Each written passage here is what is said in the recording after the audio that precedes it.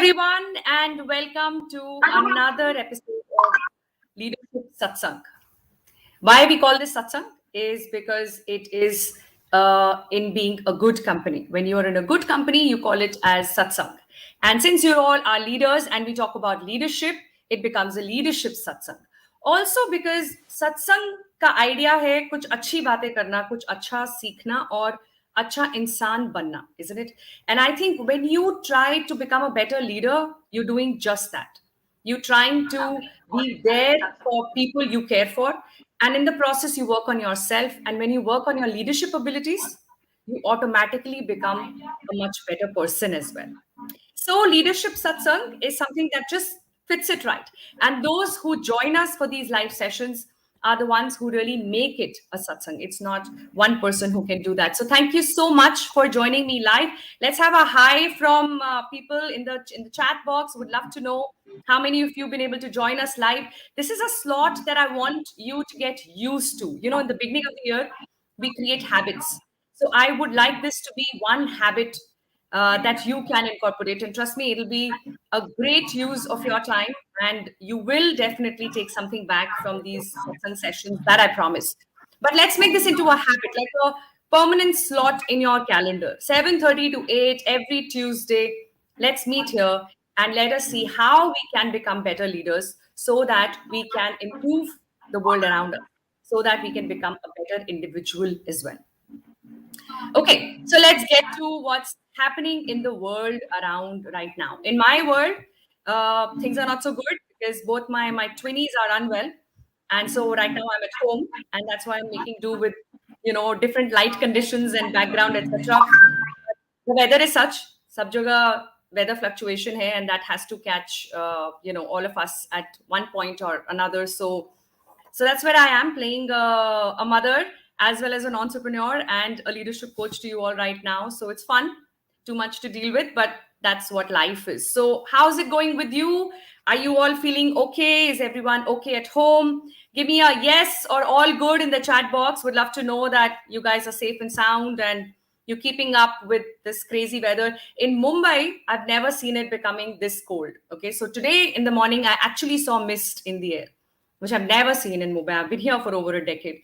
So it's really, really getting cold. And some of you are in the north, I know, and that's unimaginably cold. As much as I'm a Delhiite, I don't think I can deal with a 3 or a 1.3 degrees anymore. So thank God for small mercies. Let's stay alive. Super Megha, good to know, all good. Raj is all good. And if you guys are good, then I'm super good. And what is even better is for us to prepare ourselves for the times which might not look that good. There's been a lot of talk happening around recession.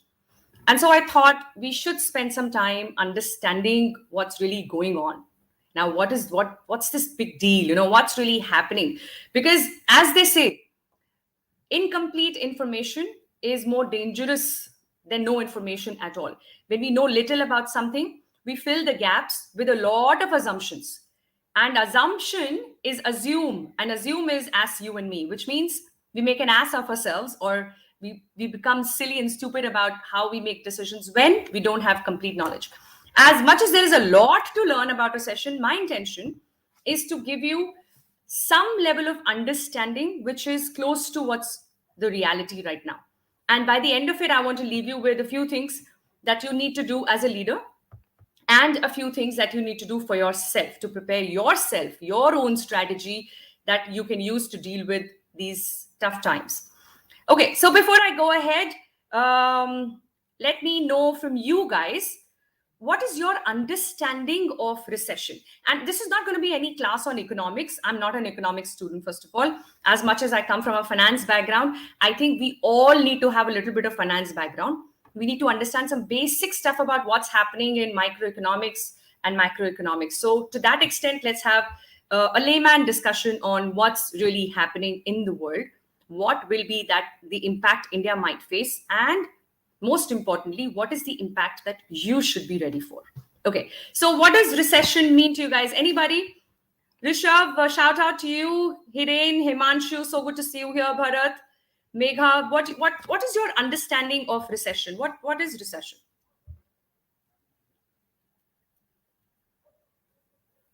Let's see. Some of you are probably Googling right now to come up with a smart one-liner. And I don't want that really. I just want your understanding. So you're saying profitability of business is low, and that is recession. Okay. Mary says, hi, Mary. Good to see you here. What else? What is your understanding of recession, Mary, Himanshu, Bharat? Loss of jobs. Okay. Loss of jobs could be a function of recession, right?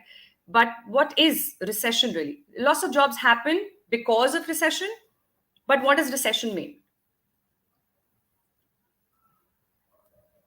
One more attempt. Let's see if anyone can come up. I'm not looking for a right answer. I'm just trying to understand how well are you navigating through what's happening. Downward spiral in overall economy. Rajneesh Kumar, you are very, very close to the right understanding of recession. Loss of jobs and slow growth is what happens due to recession. So yes, Rajneesh, as you said, recession is when the economic growth gets hampered and it slows down. Yeah, it could be low demand. It could also be broken supply chain, or what we call as a negative supply shocks. And it could also be a function of the overall economic growth going down and the cost of production going up. And that is what causes lack of balance, which is what we call as recession. Now, what are some of the causes? Like, how does recession really happen? Of course, we've heard of that Great Depression back then, and now we are saying that a lot of economists are saying that this recession that we're looking at in 2023 is going to be worse than the Great Depression that we've lived through. So, what do you think are some of the reasons that are causing this recession, which will lead to depression if you're not prepared? But what's causing recession? Shrinking of economy. Yeah. Okay. So what's causing this shrink? Why is it happening? What are some of the key factors you think which are contributing towards recession?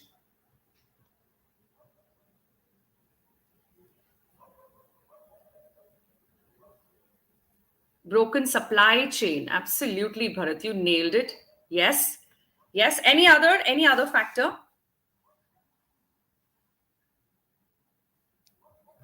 There are many factors, guys. There's so much happening. Trust me, anything that becomes world news will have a direct impact on world economy. And any impact on world economy will have proportionate impact on the country's economy, which pretty much gets divided into regions. Mostly developed regions will have a different set of challenges. Developing regions and countries will have another set of challenges. So let me open up my mind map so that we open our mind to what is really happening. Is the situation as bad as it appears to be, or are we preparing for the worst and not understanding that, what is the exact real scenario? Is it going to be as bad as I'm imagining, or am I underestimating the situation? Now, as much as I've listed down 6 broad causes of recession, there are many more causes that lead to recession. Now, of course, we know that COVID-19 has hit us real bad. And because of that, like somebody said, there has been blockage of global supply chain and labor supply. Both have been reduced and blocked. And that has caused a serious and direct impact on our ability to manufacture, and hence the cost of production has gone up. Second, of course, most talked about and another grave impact on world economy has been Russian invasion of Ukraine. What has that done? That has increased the energy prices, oil and natural gas, food prices, fertilizers, and some industrial metal. All of this has an impact on overall world economy. Everything becomes more expensive. Another factor is zero tolerance policy that China rolled out towards COVID. What did that do? Further supply bottleneck, right? It became even more difficult. Now we know that countries like China and India provide major workforce to a lot of developed countries. And that is why it's called as offshoring. But now what's happening because of the zero tolerance policy is that a lot of hiring or manufacturing has now shifted to countries like US and UK. Now that's called as French shoring. And that, of course, has increased the cost of production. Now, aging population also has an impact. Now, it's not a major cause of recession, but it is definitely adding to it. Why? Because as population ages, consumption will increase and production will reduce, right? Because their ability to produce is that much lower and consumption is that much higher. They require to consume more. So aging population is a concern, especially in some of the specific countries, developed countries. Then add to it climate change, add to it cyber warfare, and the need to protect your computer and your servers with multiple firewalls, etc. All of that adds to the cost, which takes away the bottom line. And when there are less profitable ventures, then the cost cutting happens. So it's a cycle. It's a cycle. If you don't produce much, you don't consume much. If you don't consume much, then you will not be able to consume what is being produced. So the supply and demand need to talk to each other. The moment one goes higher than the other is when we face recession. So what is all of this to do with an individual like you and me? What's happening and what can happen? Now, of course, we've seen this happening already. We've seen how AI is taking over so many jobs, much more than what happened about, last year, Jan, or just a little before that. As much as we've been talking about technology advancement, ye ho raha hai, wo ho raha hai, AI is happening, blockchain, blah, blah. Now we've seen it taking over jobs that we did not assume, we did not see coming, like content writing being taken over by ChatGPT, right? The latest AI platform that's being created, and it's being improved. It's already the beta version is fantastic. You should check it out. But there is a lot of work happening on it already, and that will take away a lot of skilled workforce. So that's one concern at an individual level that I see coming, hitting me. It's hit me already. The second, of course, is talks of layoffs happening everywhere. So from the Wall Street Journal to any publication that you pick, you will see crazy number of layoffs happening. I just thought of picking up a few to help us sensitize ourselves to how grave the situation is. These are the numbers of 2023. Today is 17th of Jan, and we are already looking at 1,000 plus fired by Amazon of some 1 lakh that they employed in India just recently. 500 or 20% of their workforce in shared chat has been laid off.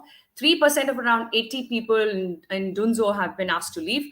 Ola, cash-free payments have also fired 280 employees respectively. 3,000 bankers globally were laid off by Goldman Sachs. Of course, we've got numbers from Salesforce, Vimeo, Verily. A lot of companies, overall 91 tech firms have laid off 24,151 employees globally in just 2023 in the last 2 weeks. Now that looks like a matter of concern. Would you agree? Let's just see a yes or a maybe or a no in the chat box. How do you see this situation with the numbers floating around? And these are not just numbers, right? These are people. These are people who have probably joined just 3 months before. In fact, that's a story of an Amazon employee. In 3 months, he was asked to leave. There have been people who've been crying on the floor, not being able to deal with, being asked to go. You don't imagine something like this happening to you. But if it can happen to somebody, it can happen to me too. And that's when I need to prepare myself for what is it that I can do? What's within my circle of influence? Now, I can't really do much about, the oil and gas pricing. I probably can't do much about the bottleneck that's been created because of some laws or policies that a country decides to go ahead with. But I can definitely do a few things more consciously, more deliberately in my world, within my circle of influence. And that's where I want to take your attention. And before I go there, let me tell you this. Recession is not an event. It's a process. Business runs on a cycle. There are highs and there are lows. It's not the first time recession has hit us. It's not the last, right? So if we look at a situation as an event, we might get sucked into the whole story of it.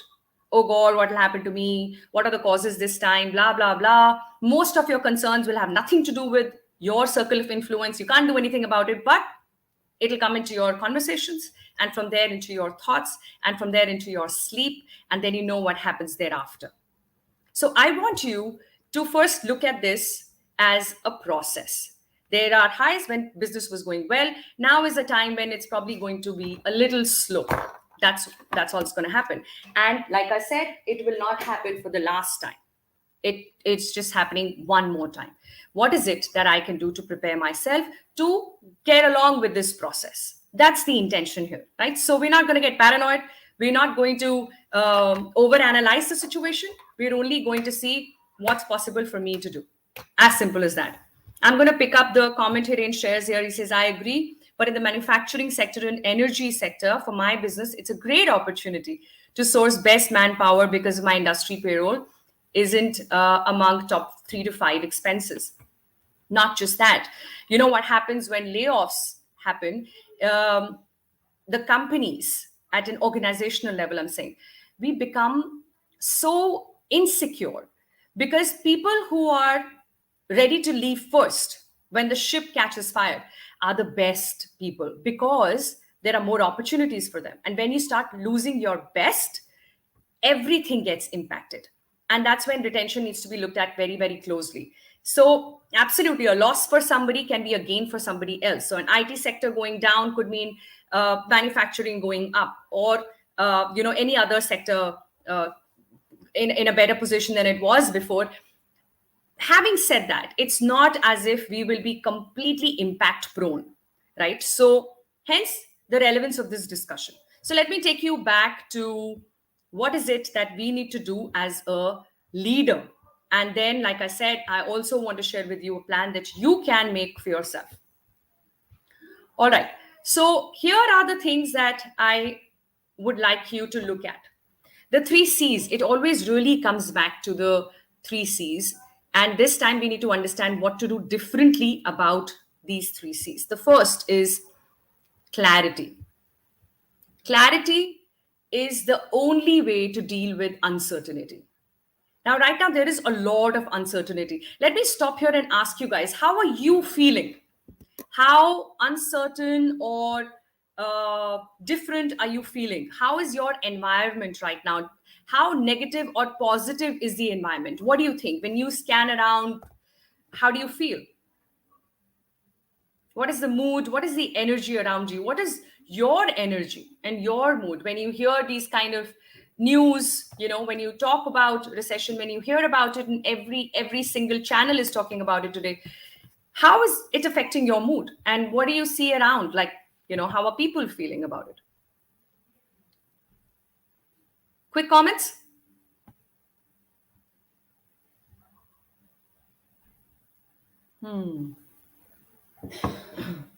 Okay. No news is good news. Raj says that ignorance is bliss. I don't want to hear anything bad, so I don't listen to news at all. But I wouldn't agree with that strategy, my friend. It's like being an ostrich and putting your head in the sand and then assuming that the world is good, right? Sometimes it works, most of the times it doesn't. It's good to be aware, but that doesn't mean that you get rattled, right? When you have a plan, you never fail. So we're going to create a plan here today. All right, Hiren, you say that it's a great time as a supply chain getting disturbed, we can enter new markets. Yeah, that's really catching on to the silver lining. And that's a great approach to have. And I think this is what needs to trickle down in the organization as well with leaders like you in the system, right? So when I talk about clarity, it's important to ensure that clarity is presented in twofold manner, right? There is clarity in terms of your long-term plan. What is that bigger picture?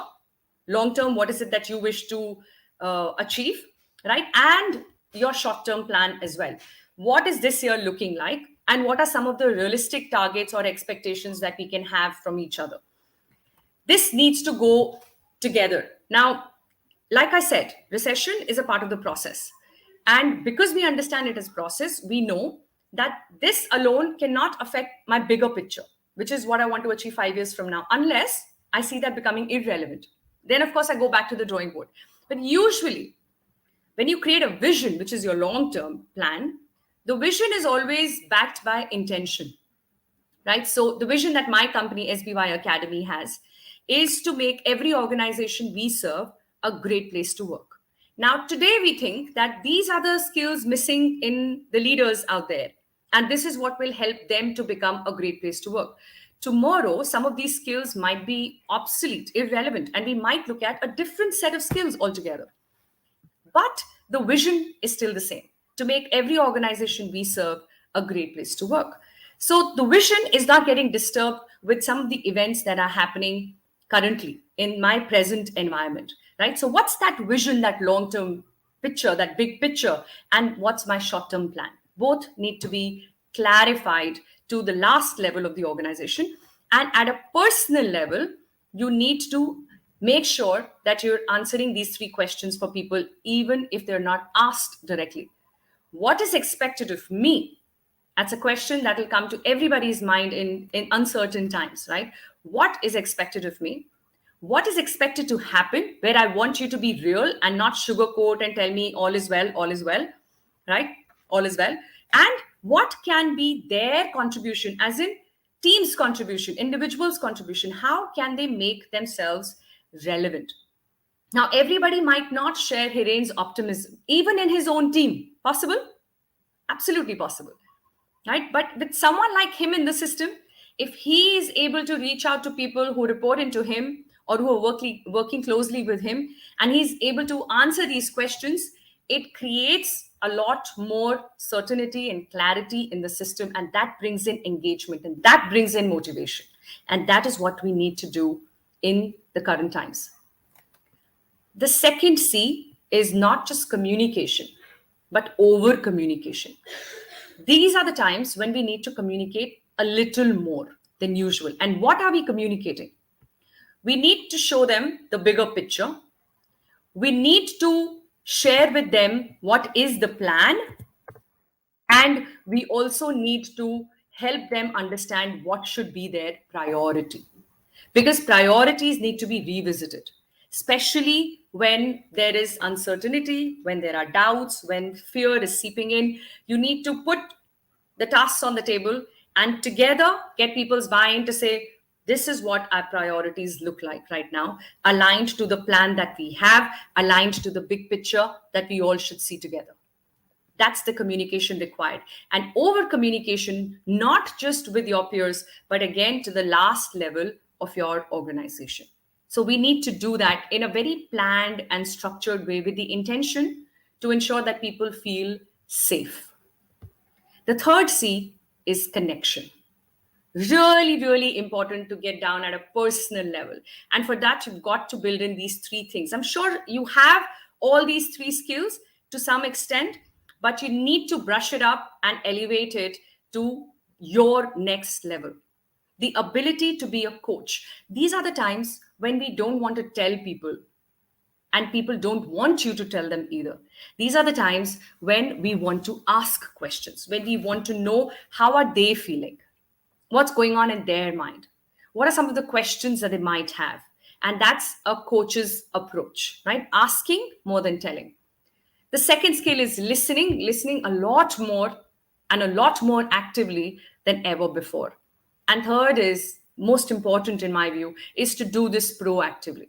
There's no point reacting to a situation when people have already started dipping onto their productivity and their performance, right? Before that happens is when you proactively reach out as a coach, ask what's going on, and be a listener, be there to know what their fears are, what their doubts are, and see to what extent you can address them with honesty, right? Show them the real picture, but in a way that it's a little more palatable, right? It should not be so in the face that I don't have the maturity to deal with it.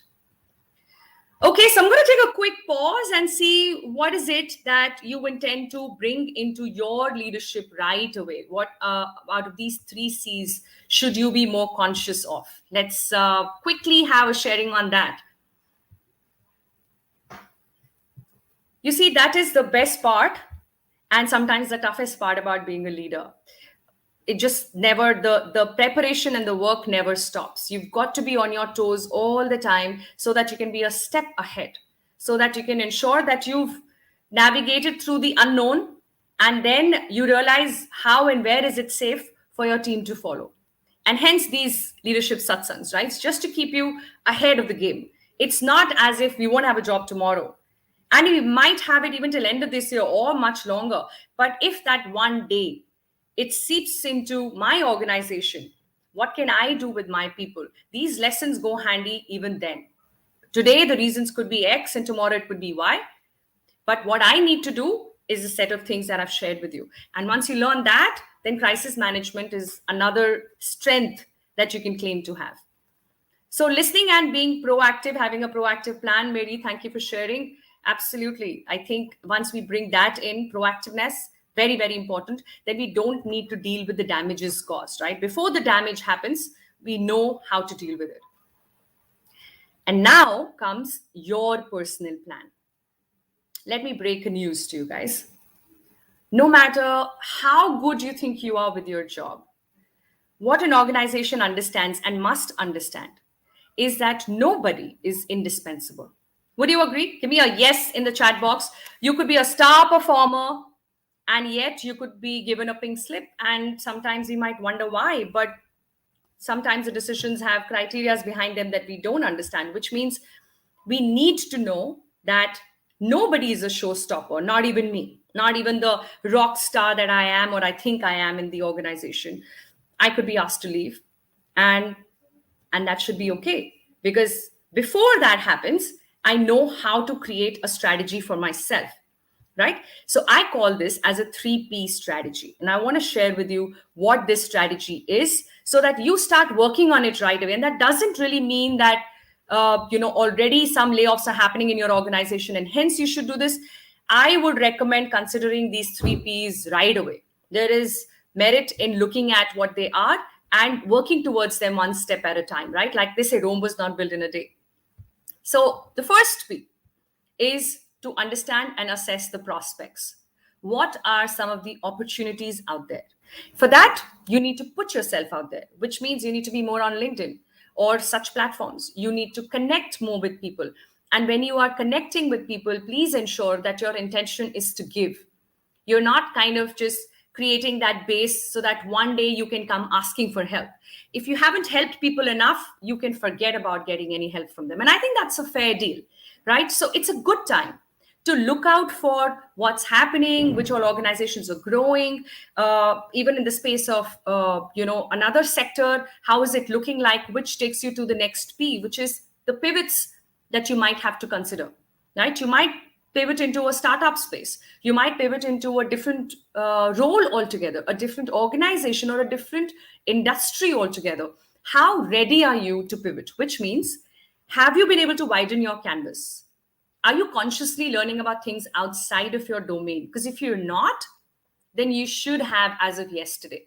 You need to really start learning about things which you're not an expert at, which you don't utilize in your current job, because you don't know how relevant your job is going to be tomorrow, right? So look at possible pivots, look at some of the prospects that are there already, and also spend time understanding the passions that you have.